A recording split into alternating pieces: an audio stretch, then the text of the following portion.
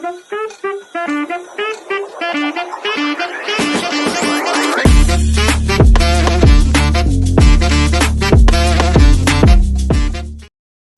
future professionals.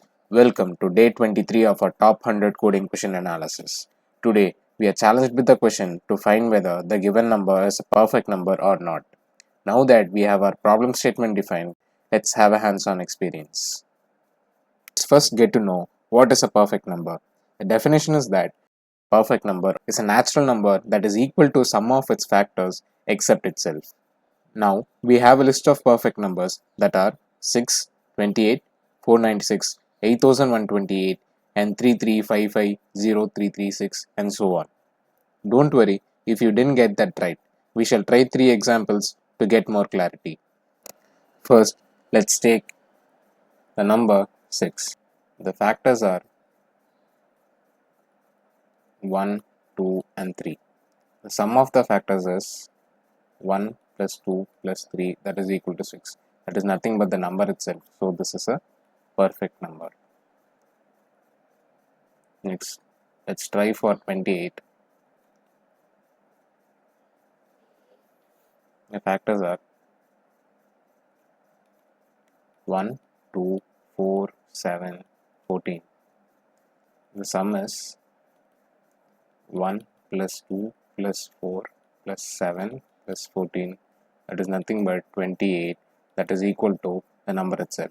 So this is a perfect number. Now it's your turn to prove that 496 is a perfect number. If you find 496 to be a perfect number, then comment down 496 is a perfect number. Now that we have had hands-on experience, let's derive some logic from the solved example. The logic is that first we get the number from the user.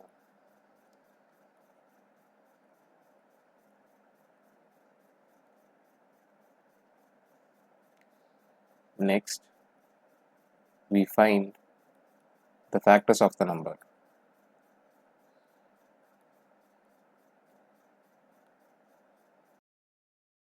In the range 1 to n divided by 2. The number, we call it as n. The range would be from 1 to n by 2. Why n by 2? Let me give you an example. That is, let us take the number as 6. The factors are 1, 2 and 3. These factors are in the range 1 to 6 by 2, that is nothing but 1, 2, 3. Let's take another number, that is 10. The factors are 1, 2, 5.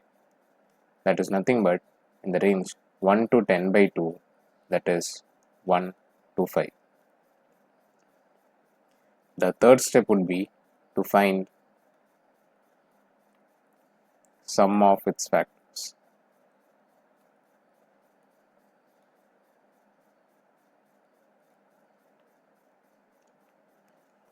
Fourth step would be to check if sum is equal to the number. If equal, we print the number is perfect number. Else, we print the number is not a perfect number. Right? The fifth step would be to terminate the program. Now that we have understood the logic, let's put it into practice by coding our program. First, we start the program by defining a function to get the user's input. I name the function getUserInput. Here, we shall get the number from the user and store it in the number variable.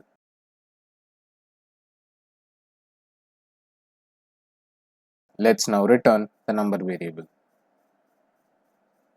Next, we define the validate number function. It gets the parameter as number.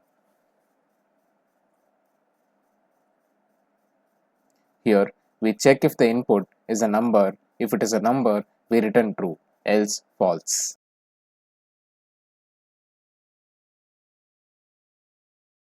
Next, we define a function, check perfect number. It gets the parameter as number.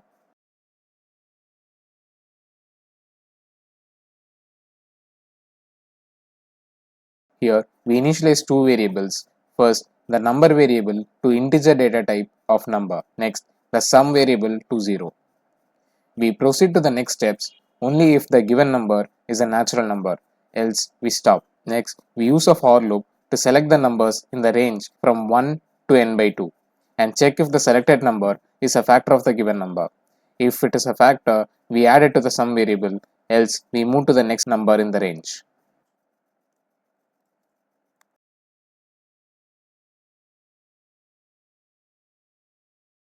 Next, we check if the sum is equal to the number. If it is equal to the number, then we print the given number is a perfect number.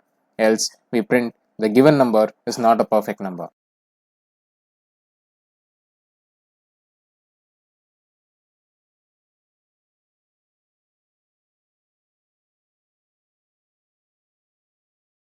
Now that we have defined all our functions, it's time we call those functions. Let me call the getUserInput function and store the value in the number variable. Next, let me check if the number is valid by calling the validateNumber function, and if the number is valid, then we call the checkPerfectNumber function and pass the number as the argument. If the number is not valid, we print enter a valid input.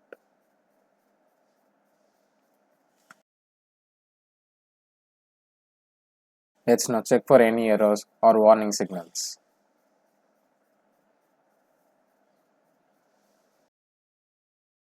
We do not have any errors or warning signals, so let's run the program. Let me enter 6 as the number. It gives me 6 is a perfect number. Let me enter 28. It gives me 28 is a perfect number. Let me try for 20. It says 20 is not a perfect number. Let me try for 10. It says the number is not a perfect number. Thus, we have successfully completed our program. I hope you would have got the best out of this video. I recommend you subscribing our channel to get more such interesting videos. I also recommend you to like and share our videos if you find it useful and supportive.